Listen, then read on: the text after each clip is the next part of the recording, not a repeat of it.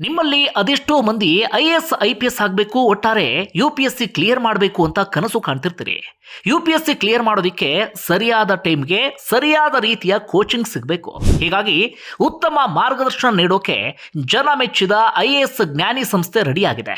ಪ್ರಮುಖವಾಗಿ prelims elimination techniques ಮತ್ತು mains mental answer rating ನಲ್ಲಿ ನಿಮ್ಮನ್ನ ಸದೃಢಗೊಳಿಸ್ತಾರೆ. ಒಳ್ಳೆ ಹೆಸರು ಮಾಡ್ತಿರುವಂತಹ ಸಂಸ್ಥೆ ಇದು. ಈಗಲೇ ಈ ವಿಳಾಸದ ಮೂಲಕ ಅವರನ್ನ ಭೇಟಿಯಾಗಬಹುದು ಅಥವಾ ಈ ಕೆಳಗಿನ ನಂಬರ್ಗೆ ಕಾಲ್ ಮಾಡಬಹುದು.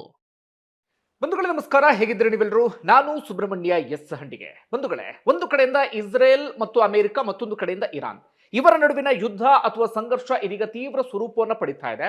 ಸದ್ಯಕ್ಕಂತೂ ನಿಲ್ಲುವ ಲಕ್ಷಣಗಳು ಕೂಡ ಕಾಣಿಸ್ತಾ ಇಲ್ಲ. ಮತ್ತೊಂದು ಕಡೆಯಿಂದ ಇದರ ನಡುವೆ ಇರಾನ್ ತಾನು ಏನನ್ನ ಅಂದುಕೊಂಡಿತ್ತು ಅದನ್ನು ಸಾಧಿಸುವಲ್ಲಿ ಯಶಸ್ವಿಯಾಗಿದೆ. ಇರಾನ್ ಬಯಸಿದ್ದೇನಪ್ಪಾ ಅಂದ್ರೆ ನೇರ ಯುದ್ಧಕ್ಕಿಂತ ಪರೋಕ್ಷವಾಗಿ ಇನ್ನೊಂದು ರೀತಿಯಾದಂಥ ಯುದ್ಧ ಮಾಡಬೇಕು ಅಂತ ಹೇಳಿ. ಅಂದ್ರೆ ಅಂತಾರಾಷ್ಟ್ರೀಯ ಮಟ್ಟದಲ್ಲಿ ಅಥವಾ ಜಾಗತಿಕ ಮಟ್ಟದಲ್ಲಿ ಅಮೆರಿಕ ಮತ್ತೆ ಇಸ್ರೇಲ್ ಅನ್ನ ಜನ ದೂಷಿಸೋಕೆ ಶುರು ಮಾಡ್ಕೊಳ್ಬೇಕು. ಜೊತೆಗೆ ಅಮೆರಿಕ ಮತ್ತೆ ಇಸ್ರೇಲ್ ಮೇಲೆ ಯುದ್ಧ ನಿಲ್ಲಿಸುವಂತೆ ಒತ್ತಡ ಹೇರಬೇಕು ಅಂತ ಇರಾನ್ ಅಂದುಕೊಂಡಿತ್ತು.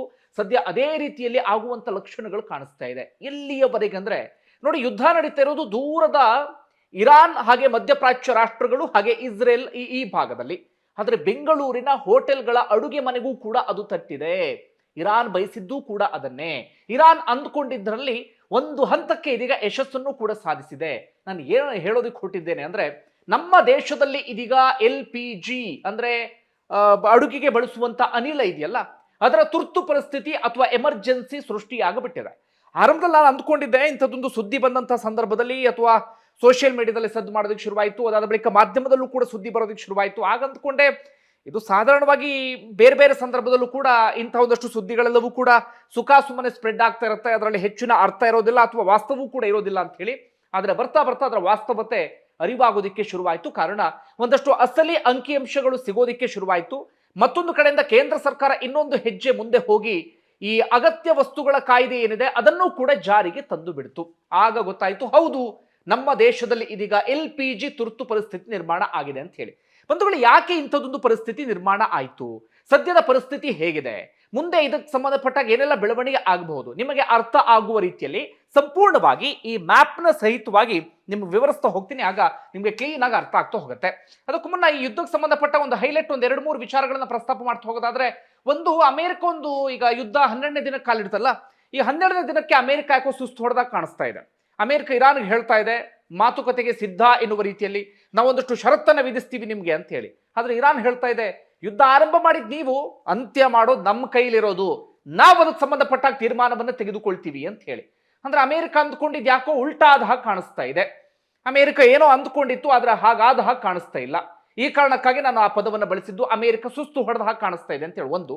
ಮತ್ತೊಂದು, ಇದೇ ಸಂದರ್ಭದಲ್ಲಿ ಆಗ್ತಿರುವಂತಹ ಇನ್ನೊಂದು ಬೆಳವಣಿಗೆ ಅಂದ್ರೆ ಅದೇ ಹರ್ಮುಜ್ ಜಲಸಂಧಿಗೆ ಸಂಬಂಧಪಟ್ಟಾಗ ಚರ್ಚೆ ಮಾಡ್ತಾ ಇದ್ವಲ್ಲ, ಅಮೆರಿಕ ಹೇಳ್ತಾ ಇದೆ ಏನಂತ, ಈ ಹರ್ಮುಜ್ ಜಲಸಂಧಿಯಿಂದ ಹಡಗುಗಳು ಪಾಸ್ ಆಗೋದಕ್ಕೆ ಅವಕಾಶವನ್ನ ಮಾಡಿಕೊಟ್ಟಿಲ್ಲ ಅಂತ ಆಗ್ಬಿಟ್ರೆ ನಾವು ದಾಳಿಯನ್ನ 20% ಇನ್ನು ಜಾಸ್ತಿ ಮಾಡ್ತೀವಿ ಅಂತ ಹೇಳಿ. ಇರಾನ್ ಹೇಳ್ತಾ ಇದೆ, ಒಂದೇ ಒಂದು ಹಡಗು ಪಾಸ್ ಆಗ್ಲಿಲ್ಲ ನೋಡೋಣ, ಅಥವಾ ಒಂದೇ ಒಂದು ಲೀಟ್ರು ಕಚ್ಚಾ ತೈಲ ಪಾಸ್ ಆಗ್ಲಿ ನೋಡೋಣ, ನಾವೇನ್ ಮಾಡ್ತೀವಿ ಅಂತ ನಾವು ತೋರಿಸ್ತೀವಿ ಅಂತ ಹೇಳಿ. ಅಂದ್ರೆ ಅಮೆರಿಕ ಏನು ಸವಾಲನ್ನ ಹಾಕ್ತಾ ಇದೆ ಅದಕ್ಕೆ ಇರಾನ್ ಪ್ರತಿ ಸವಾಲನ್ನ ಹಾಕ್ತಾ ಇದೆ. ಇದೊಂದು ಬೆಳವಣಿಗೆ. ಇದರ ನಡುವೆ ರಷ್ಯಾ ಅಂತೂ ಇದರ ನಡುವೆ ಒಳ್ಳೆ ಲಾಭ ಮಾಡ್ತಾ ಇದೆ.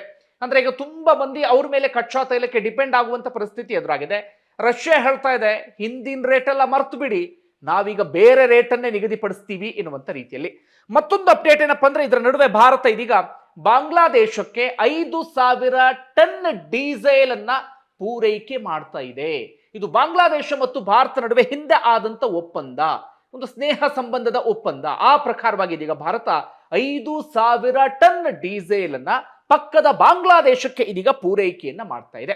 ಓಕೆ, ಅದೆಲ್ಲವನ್ನು ಕೂಡ ಪಕ್ಕಕ್ಕಿಟ್ಟು ಇದೀಗ ಪರ್ಟಿಕ್ಯುಲರ್ ಆಗಿ LPG ವಿಚಾರಕ್ಕೆ ಬರ್ತೀನಿ. ಯಾಕೆ LPG ವಿಚಾರದಲ್ಲಿ ಹೀಗಾಯ್ತು ಅಂತ ಹೇಳಿ. ಪ್ರಮುಖವಾಗಿ ಇಲ್ಲಿ ಆಗಿದ್ದೇನು ಅಂತ ನಾವು ಗಮನಿಸೋಣ. ಬಂಧುಗಳು, ಇಲ್ಲಿ ಏನಾಯ್ತು ಅಂದ್ರೆ, ನೀವು ಗಮನಿಸ್ತಿರುವಾಗ ಇಲ್ಲಿ ಇರಾನ್ ಇದೆ, ಈ ಒಟ್ಟಾರೆಯಾಗಿ ಮಧ್ಯಪ್ರಾಚ್ಯ ರಾಷ್ಟ್ರಗಳು ಹಾಗೆ ಈ ಕೊಲ್ಲಿ ಸಮುದ್ರದ ತೀರದಲ್ಲಿ ಬರುವಂತ ಕೊಲ್ಲಿ ರಾಷ್ಟ್ರಗಳು ಅಥವಾ ಗಲ್ಫ್ ರಾಷ್ಟ್ರಗಳು. ಇಲ್ಲಿ ಗಲ್ಫ್ ರಾಷ್ಟ್ರಗಳು ಒಟ್ಟು 6 ಇದ್ದಾವೆ. ಈ ಬೇರೆ ಬೇರೆ ಒಂದಷ್ಟು ಮಧ್ಯಪ್ರಾಚ್ಯ ರಾಷ್ಟ್ರಗಳೆಲ್ಲವೂ ಕೂಡ ಇದ್ದಾವೆ. ಈ ಎಲ್ಲ ರಾಷ್ಟ್ರಗಳು ಕೂಡ ಅತ್ಯಂತ ಶ್ರೀಮಂತವಾಗಿರುವಂತಹ ರಾಷ್ಟ್ರಗಳು. ಕಾರಣ ಇಲ್ಲಿ ಯಥೇಚ್ಛವಾಗಿ ತೈಲ ಉತ್ಪಾದನೆ ಆಗುತ್ತೆ. ಇಡೀ ಜಗತ್ತಿನಲ್ಲಿ ಅತಿ ಹೆಚ್ಚು ತೈಲ ಉತ್ಪಾದನೆಯನ್ನ ಮಾಡುವಂತಹ ರಾಷ್ಟ್ರಗಳಲ್ಲಿ ಈ ಮಧ್ಯಪ್ರಾಚ್ಯ ರಾಷ್ಟ್ರಗಳು ಕೂಡ ಒಂದು. ಇದೇ ಆ ರಾಷ್ಟ್ರಗಳಿಗೆ ಇರುವಂತಹ ಒಂದು ದೊಡ್ಡ ಸಂಪತ್ತು ಅಥವಾ ಆರ್ಥಿಕವಾದಂತಹ ಬಲ ಅಂದ್ರೂ ಕೂಡ ತಪ್ಪಾಗ್ಲಿಕ್ಕಿಲ್ಲ.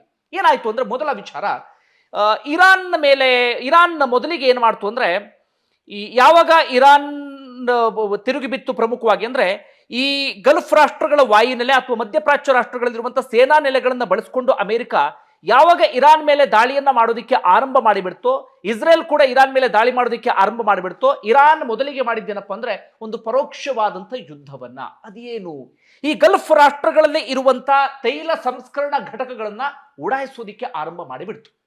ಈ ತೈಲವನ್ನ ಸಂಸ್ಕರಿಸುವಂತ ಬೇಕಾದಷ್ಟು ಘಟಕಗಳು ಈ UAE ಅಥವಾ ಈ ಕತಾರ್ನಲ್ಲಿ ಅಥವಾ ಈ ಕುವೈತ್ನಲ್ಲಿ ಅಥವಾ ಈ ಸೌದಿ ಅರೇಬಿಯಾದಲ್ಲಿ ಇಲ್ಲೆಲ್ಲ ಕಡೆಗಳಲ್ಲೂ ಕೂಡ ಇದ್ವು.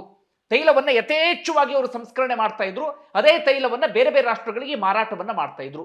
ಇರಾನ್ ಏನ್ ಮಾಡ್ತು, ಮೊದಲಿಗೆ ತೈಲ ಸರಿಯಾದ ರೀತಿಯಲ್ಲಿ ಪೂರೈಕೆ ಆಗಬಾರದು, ತೈಲ ಸರಿಯಾದ ರೀತಿಯಲ್ಲಿ ಉತ್ಪಾದನೆ ಆಗಬಾರದು ಎನ್ನುವ ಕಾರಣಕ್ಕಾಗಿ ಅವರು ಮಾಡಿದಂತ ಕೆಲಸ ಏನಪ್ಪಾ ಅಂದ್ರೆ ಅವುಗಳನ್ನ ಉಡಾಯಿಸುವಂತ ಕೆಲಸವನ್ನ ಮಾಡ್ಬಿಡ್ತು. ಆಗ ಇಸ್ರೇಲ್ ಸುಮ್ಮನೆ ಆಯ್ತಾ? ಇಲ್ಲ. ಇಸ್ರೇಲ್ ಏನ್ ಮಾಡ್ಬಿಡುತ್ತೆ ಅಂದ್ರೆ ಅದಕ್ಕೆ ಪ್ರತಿಯಾಗಿ ಇರಾನ್ನಲ್ಲಿ ಇರುವಂತ 30 ತೈಲ ಸಂಸ್ಕರಣಾ ಘಟಕಗಳನ್ನ ಅವರು ಉಡಾಯಿಸುವಂತ ಕೆಲಸವನ್ನ ಮಾಡಿಬಿಡ್ತಾರೆ. ಆಗ ಅಮೆರಿಕ ಇಸ್ರೇಲ್ ಮೇಲೆ ಸಿಟ್ಟಾಗ್ಬಿಡ್ತು, ನೀವ್ ಯಾಕೆ ಇಂಥ ಕೆಲಸವನ್ನ ಮಾಡಿದ್ರಿ, ಇದರಿಂದ ಸಮಸ್ಯೆ ಜಾಗತಿಕ ಮಟ್ಟದಲ್ಲಿ ಆಗ್ಬಿಡುತ್ತೆ, ನಮ್ಮ ಮೇಲೆ ಒತ್ತಡ ಸೃಷ್ಟಿ ಆಗ್ಬಿಡುತ್ತೆ ಅಂತ. ಆಗ ಇರಾನ್ ಏನು ಮಾಡ್ತು, ಅದಕ್ಕೆ ಮತ್ತೆ ನಾವು ಪ್ರತಿಕಾರವನ್ನ ತೀರಿಸಿಕೊಳ್ತೀವಿ ಅಂತ ಹೇಳಿ ತೈಲ ಸಂಸ್ಕರಣಾ ಘಟಕಗಳ ಮೇಲಿನ ದಾಳಿಯನ್ನ ಇನ್ನಷ್ಟು ತೀವ್ರಗೊಳಿಸ್ಬಿಡುತ್ತೆ. ಇಸ್ರೇಲ್ನಲ್ಲಿ ಇರುವಂತಹ ತೈಲ ಸಂಸ್ಕರಣಾ ಘಟಕಗಳ ಮೇಲೂ ಕೂಡ ದಾಳಿಯನ್ನ ಮಾಡಿಬಿಡುತ್ತೆ. ನಿಮ್ಗೆ ಅರ್ಥ ಆಯ್ತು ಅಂದ್ಕೊಳ್ತೀನಿ. ಮೊದಲಿಗೆ ತೈಲಕ್ಕೆ, ಕಚ್ಚಾ ತೈಲಕ್ಕೆ ಯಾಕೆ ಸಮಸ್ಯೆ ಆಯ್ತು ಅಂದ್ರೆ ತೈಲ ಸಂಸ್ಕರಣಾ ಘಟಕಗಳ ಮೇಲೆ ದಾಳಿ ಆಗಿದೆ. ಹೀಗಾಗಿ ಸರಿಯಾದ ರೀತಿಯಲ್ಲಿ ತೈಲ ಉತ್ಪಾದನೆ ಆಗ್ತಾ ಇಲ್ಲ, ತೈಲ ಪೂರೈಕೆ ಆಗೋದಕ್ಕೆ ಸಾಧ್ಯ ಆಗ್ತಾ ಇಲ್ಲ. ಇದು ಒಂದು ಸಮಸ್ಯೆ. ಮತ್ತೊಂದು ಸಮಸ್ಯೆ ಏನಪ್ಪಾ ಅಂದ್ರೆ ಇದು ಹರ್ಮುಜ್ ಜಲಸಂಧಿ. ಹಿಂದಿನ ಸಾಕಷ್ಟು ವಿಡಿಯೋಗಳಲ್ಲಿ ಎಕ್ಸ್ಪ್ಲೇನ್ ಮಾಡಿದ್ದೇನೆ, ನಿಮಗೆ ಅರ್ಥ ಆಗ್ಲಿ ಅನ್ನೋ ಕಾರಣಕ್ಕಾಗಿ ಮತ್ತೊಮ್ಮೆ ನಿಮ್ಮ ಮುಂದೆ ಇಡ್ತೇನೆ. ಇದು ಈಗ ಬಹಳ ದೊಡ್ಡ ಮಟ್ಟಿಗೆ ಸಮಸ್ಯೆ ಆಗಿದ್ದು ಸ್ಟ್ರೇಟ್ ಆಫ್ ಹರ್ಮುಜ್ ಅಂತ ಹೇಳಿ ಕರಿತೀವಿ. ಬಂಧುಗಳಲ್ಲಿ ಏನಾಗಿದೆ ಅಂದ್ರೆ ಇರಾನ್ ಆಗಿರಬಹುದು, ಕುವೈತು, ಇರಾಕು ಅಥವಾ ಈ ಗಲ್ಫ್ ರಾಷ್ಟ್ರಗಳು ಇವರೆಲ್ಲರೂ ಕೂಡ ತೈಲವನ್ನ ಉತ್ಪಾದನೆ ಮಾಡಿ ತದನಂತರ ಈ ಹರ್ಮುಜ್ ಕಾಲುವೆ ಏನಿದೆ ಇದೇ ಕಾಲುವೆ ಮೂಲಕವಾಗಿ ಪಕ್ಕದಲ್ಲಿ ಬರುವಂತ ಭಾರತ ಅಥವಾ ಆ ಕಡೆ ಇರುವಂತ ಕೊರಿಯಾ ರಾಷ್ಟ್ರ ಅದೇ ರೀತಿಯಾಗಿ ಚೀನಾ, ಜಪಾನ್ ಈ ಎಲ್ಲ ರಾಷ್ಟ್ರಗಳಿಗೂ ಕೂಡ ಇವರು ತೈಲ ಪೂರೈಕೆಯನ್ನ ಇಲ್ಲೇ ಮಾಡ್ತಾ ಹೋಗ್ತಾರೆ. ಅಂದ್ರೆ ಈ ಹರ್ಮುಜ್ ಜಲಸಂಧಿಯ ಮೂಲಕವೇ ಅಥವಾ ಹರ್ಮುಜ್ ಕಾಲುವೆಯ ಮೂಲಕವೇ. ಇಲ್ಲಿ ಏನಾಗಿದೆ ಅಂದ್ರೆ ಇಲ್ಲೆಲ್ಲ ಯಾವುದೇ ರೀತಿಯಲ್ಲೂ ಕೂಡ ಸಮಸ್ಯೆ ಇಲ್ಲ. ಈ ಫಾರ್ ಎಕ್ಸಾಂಪಲ್ ಈಗ ಕುವೈತ್ನಿಂದ ಈ ತೈಲವನ್ನ ಇಲ್ಲಿ ಇಳಿಸಿದ್ರು ಅಂತ ಇಟ್ಕೊಳ್ಳಿ, ಕಾಲುವೆಗೆ ಆರಾಮಾಗಿ ಇಲ್ಲಿಂದ ಬರುತ್ತೆ. ಈ ಕಡೆ ಕತಾರ್ನಿಂದ ಇಳಿಸ್ತಾರೆ ಅಂತ ಇಟ್ಕೊಳ್ಳಿ, ಇಲ್ಲಿಂದಲೂ ಬರುತ್ತೆ. UAE ಇಂದ ಇಳಿಸ್ತಾರೆ ಅಂತ ಇಟ್ಕೊಳ್ಳಿ, ಇಲ್ಲಿಂದಲೂ ಕೂಡ ಬರುತ್ತೆ. ಸಮಸ್ಯೆ ಆಗೋದೇನಪ್ಪ ಅಂದ್ರೆ ಇಲ್ಲಿ ಇದೆಯಲ್ಲ ಒಂದು 33 ಕಿಲೋಮೀಟರ್ನ ಒಂದು ಸಂಧಿ ಇದೆ, ಇಲ್ಲಿ ಒಂದು ಚಿಕ್ಕದಾಗಿರುವಂತ ಸಂಧಿ. ಇದೇನಾಗಿದೆ ಅಂದ್ರೆ ಇಲ್ಲಿ ಇರಾನ್ ವ್ಯಾಪ್ತಿಗೆ ಬರುತ್ತೆ. ಇದು ಅಂತಾರಾಷ್ಟ್ರೀಯ ಮಾರ್ಗ ಇದು, ಆದ್ರೂ ಕೂಡ ಇಲ್ಲಿ ಇರಾನ್ ವ್ಯಾಪ್ತಿಗೆ ಬರುತ್ತೆ. ಇದು ಈ ಕಡೆ ಇಲ್ಲಿ ಸ್ವಲ್ಪ ಓಮನ್ಗೆ ಬರುತ್ತೆ, ಒಂಚೂರು UAE ಬರುತ್ತೆ. ಇಲ್ಲೆಲ್ಲೇ ಬಂದರೂ ಕೂಡ ಇಲ್ಲಿ ಬಂದು ಸಿಕ್ಕಾಕೊಳ್ಬೇಕಾಗತ್ತೆ ಹಡಗುಗಳು. ಇರಾನ್ ಏನ್ ಹೇಳುತ್ತೆ ಅಂದ್ರೆ ನಾವು ಈ ಹರ್ಮುಜ್ ಜಲಸಂಧಿಯನ್ನ ಬಂದ್ ಮಾಡ್ತೀವಿ ಅಂತ ಹೇಳಿ. ಬಂದ್ ಮಾಡುವ ಹಾಗಿಲ್ಲ ಅಧಿಕೃತವಾಗಿ, ಅದು ಅಂತಾರಾಷ್ಟ್ರೀಯ ಕಾನೂನನ್ನ ಉಲ್ಲಂಘನೆ ಮಾಡಿದ ಹಾಗಾಗತ್ತೆ. ಆದ್ರೆ ಇರಾನ್ ಹೇಳ್ತಾ ಇದೆ ನೀವೇನಾದ್ರೂ ಇಲ್ಲಿ ಹಡಗುಗಳನ್ನ ಪಾಸ್ ಮಾಡಿದ್ರಿ ಅಂತ ಆದ್ರೆ ಹಡಗುಗಳನ್ನ ಉಡಾಯಿಸ್ಬಿಡ್ತೀವಿ ಅಂತ ಹೇಳಿ. ಆಗ ಹಡಗಿನ ಮಾಲೀಕರಿಗೆ ಆತಂಕ ಶುರುವಾಗ್ಬಿಡುತ್ತೆ. ಮತ್ತೊಂದು ಕಡೆಯಿಂದ ವಿಮಾ ಕಂಪನಿಗಳು ಏನ್ ಮಾಡ್ತವೆ ಅಂತಂದ್ರೆ ಈಗ ಹಡಗುಗಳನ್ನ ಸಮುದ್ರಕ್ಕೆ ಇಳಿಸೋರು ಏನ್ ಮಾಡ್ತಾರೆ ಅಂದ್ರೆ ವಿಮೆಯ ಮೇಲೆ ಅವರು ಡಿಪೆಂಡ್ ಆಗಿರ್ತಾರೆ, ಯಾಕಂದ್ರೆ ಸಮುದ್ರದಲ್ಲಿ ಏನ್ ಬೇಕಾದ್ರೂ ಆಗ್ಬಹುದು ಅಂತ. ಈಗ ವಿಮಾ ಕಂಪನಿಯವರು ಏನ್ ಮಾಡ್ಬಿಟ್ಟಿದ್ದಾರೆ ಅಂದ್ರೆ ಆ ವಿಮೆಯನ್ನ ದುಪ್ಪಟ್ಟು ಮಾಡಿಬಿಟ್ಟಿದ್ದಾರೆ, ನೀವು ಇಂತಿಷ್ಟು ಪೇ ಮಾಡಬೇಕು ಅಂತ ಹೇಳಿ.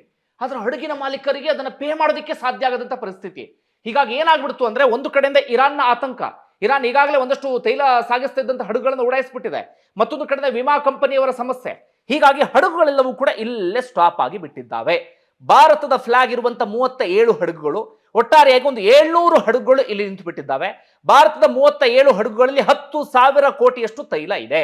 ಹೀಗಾಗಿ ಏನಾಯ್ತು, ಹರ್ಮುಜ್ ಜಲಸಂಧಿಯಿಂದ ಪೂರೈಕೆ ಆಗಬೇಕಾದಂತ ತೈಲ ಇಲ್ಲೇ ನಿಂತು ಹೋಗಿ ಬಿಡ್ತು.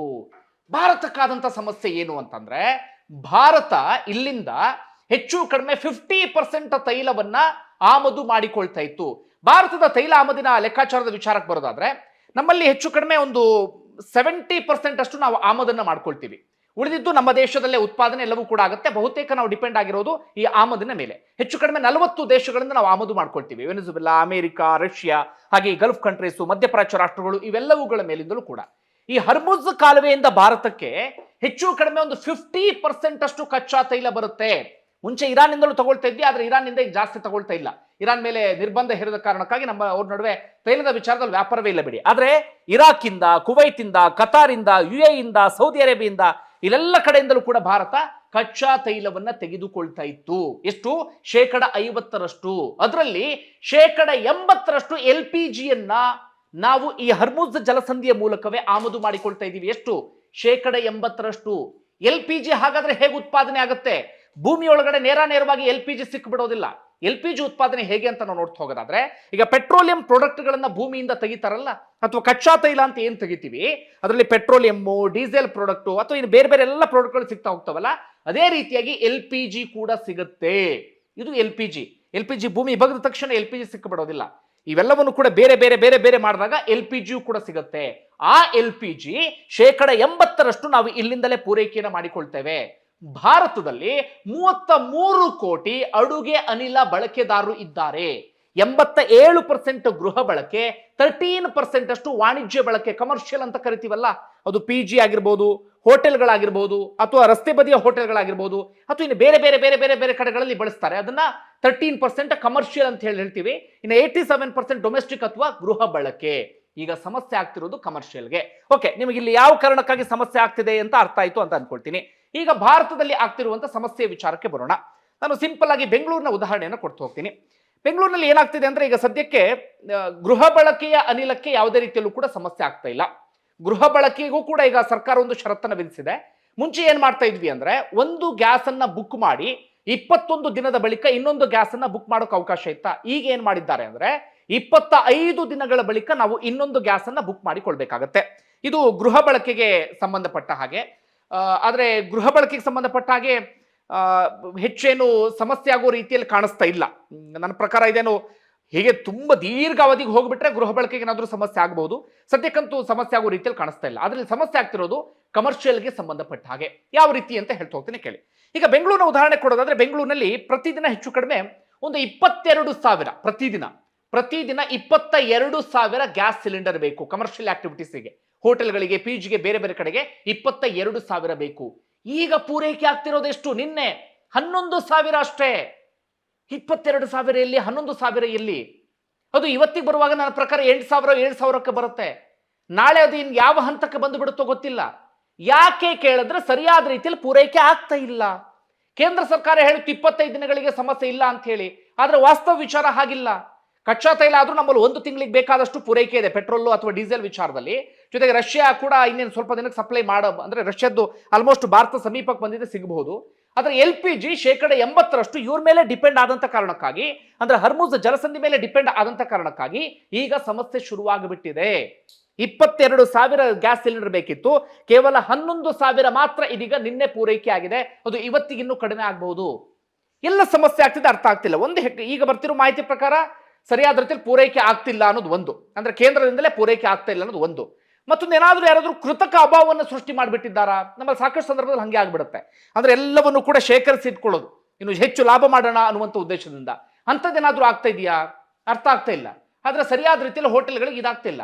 ಈಗ ಹೋಟೆಲ್ಗಳಲ್ಲಿ ಯಾವ್ಯಾವ ಸಮಸ್ಯೆ ಸೃಷ್ಟಿ ಆಗ್ಬಿಟ್ಟಿದೆ ಅಂದ್ರೆ, ಹೆಚ್ಚು ಅನಿಲವನ್ನ ಡಿಮ್ಯಾಂಡ್ ಮಾಡುವಂತಹ ಈ ಚಪಾತಿ ಆಗಿರ್ಬೋದು ಅಥವಾ ಪೂರಿ ಆಗಿರ್ಬೋದು, ಅಂಥವುಗಳನ್ನ ಇದು ಮಾಡ್ತಾನೆ ಇಲ್ಲ ಅವರು, ಅಂದ್ರೆ ಕಸ್ಟಮರ್ಸ್ಗೆ ಕೊಡ್ತಾನೆ ಇಲ್ಲ ಅವರು. ಒಂದು ಮತ್ತೊಂದು ಏನಾಗ್ಬಿಟ್ಟಿದೆ ಅಂದ್ರೆ, ಒಂದಷ್ಟು ಹೋಟೆಲ್ಗಳನ್ನ ಈಗ ಬಂದ್ ಮಾಡಲೇಬೇಕಾದಂತ ಅನಿವಾರ್ಯ ಪರಿಸ್ಥಿತಿ ಸೃಷ್ಟಿ ಆಗ್ಬಿಟ್ಟಿದೆ. ಇನ್ನೊಂದು 2-3 ದಿನಗಳ ಕಾಲ ಹೀಗೆ ಕಂಟಿನ್ಯೂ ಆಯ್ತು ಅಂತ ಆದ್ರೆ ಹೋಟೆಲ್ಗಳನ್ನ ಬಂದ್ ಮಾಡಲೇಬೇಕು ಅಂತ ಪರಿಸ್ಥಿತಿ. ಮತ್ತೊಮ್ಮೆ ಹೇಳ್ತಾ ಇದ್ದೀನಿ, ಇದು ಪ್ಯಾನಿಕ್ ಮಾಡುವಂತ ಉದ್ದೇಶದಿಂದ ಹೇಳ್ತಾ ಇಲ್ಲ. ಹಾಗೆ ಗೃಹ ಬಳಕೆಗೆ ಹೆಚ್ಚು ಸಮಸ್ಯೆ ಇಲ್ಲ, ಅಂದ್ರೆ ಡೊಮೆಸ್ಟಿಕ್ಗೆ ಹೆಚ್ಚು ಸಮಸ್ಯೆ ಆಗೋ ರೀತಿಯಲ್ಲಿ ಕಾಣಿಸ್ತಾ ಇಲ್ಲ. ಕೇವಲ ಕಮರ್ಷಿಯಲ್ ಸಿಲಿಂಡರ್ಗೆ ಮಾತ್ರ ಇದೀಗ ಈ ರೀತಿಯಾದಂತಹ ಸಮಸ್ಯೆ ಆಗಿರೋದು. ಈ ಹಂತಕ್ಕೆ ಬಂದು ತಲುಪಿದೆ. ಹೋಟೆಲ್ಗಳನ್ನೇ ಬಂದ್ ಮಾಡಬೇಕಾದಂತ ಪರಿಸ್ಥಿತಿ ಎದುರಾಗ್ಬಿಟ್ಟಿದೆ. ಇದ್ಯಾವುದೋ ಸುಳ್ಳು ಸುದ್ದಿ, ಮಗದೊಂದು ಅಲ್ಲ. ಈಗ ಕೇಂದ್ರ ಏನ್ ಮಾಡಿದೆ ಅಂದ್ರೆ, ಅಗತ್ಯ ವಸ್ತುಗಳ ಕಾಯ್ದೆ ಅಥವಾ ಎಸ್ಮಾ ಅಂತ ಏನ್ ಕರಿತೀವಿ, ಅದನ್ನ ಜಾರಿಗೆ ತಂದಿದೆ. ಅಂದರೆ ಯಾರು ಕೂಡ ಕೃತಕ ಅಭಾವವನ್ನು ಸೃಷ್ಟಿ ಮಾಡಬಾರದು, ಯಾರು ಕೂಡ ಒತ್ತಾಯ ಪೂರ್ವಕವಾಗಿ ಅಂದ್ರೆ ಹೆಚ್ಚೆಚ್ಚು ಶೇಖರಿಸಿ ಇಟ್ಟುಕೊಳ್ಳಬಾರದು. ಅದೇ ರೀತಿಯಾಗಿ ಮೊದಲು ಗೃಹ ಬಳಕೆಗೆ ಅಂದ್ರೆ ಅಡುಗೆ ಮನೆಗಳಿಗೆ, ಅಂದ್ರೆ ಮನೆಯ ಅಡುಗೆ ಮನೆಗಳಿಗೆ ಸಿಲಿಂಡರ್ ಪೂರೈಕೆ ಆಗಬೇಕು ಎನ್ನುವ ರೀತಿಯಲ್ಲಿ ಕೇಂದ್ರ ಸರ್ಕಾರ ಇದೀಗ ಹೇಳಿದೆ. ಸದ್ಯಕ್ಕೆ ಗ್ಯಾಸ್ ಸಿಲಿಂಡರ್ನ ವಿಚಾರ ಈ ಹಂತಕ್ಕೆ ಬಂದು ಬಿಟ್ಟಿದೆ. ಮುಂದೆ ಹೋಗ್ತಾ ಹೋಗ್ತಾ ಹೋಗ್ತಾ ಇದು ಎಲ್ಲಿವರೆಗೆ ಹೋಗಿ ತಲುಪುತ್ತೋ ಗೊತ್ತಿಲ್ಲ. ಇದೇ ರೀತಿಯಾಗಿ ಯುದ್ಧ ಮುಂದುವರಿತು ಅಂತಾದ್ರೆ ಇದರಿಂದ ಆಗಿದ್ದೇನು ಅಂತ ನಾವು ಗಮನಿಸ್ತಾ ಹೋಗೋದಾದ್ರೆ, ಈಗ ಜಾಗತಿಕ ಮಟ್ಟದಲ್ಲಿ ಒಂದು ರೀತಿಯಾದಂತಹ ಒತ್ತಡ ಸೃಷ್ಟಿಯಾಗುತ್ತೆ. ಇರಾನ್ ಬಯಸಿದ್ದು ಕೂಡ ಅದನ್ನೇ, ಅಂದ್ರೆ ಹೊಡೆದ್ರೆ ಇಡೀ ಜಗತ್ತಿಗೆ ಹೊಡೆದು ಬಿಡಬೇಕು ಅಂತ ಹೇಳಿ.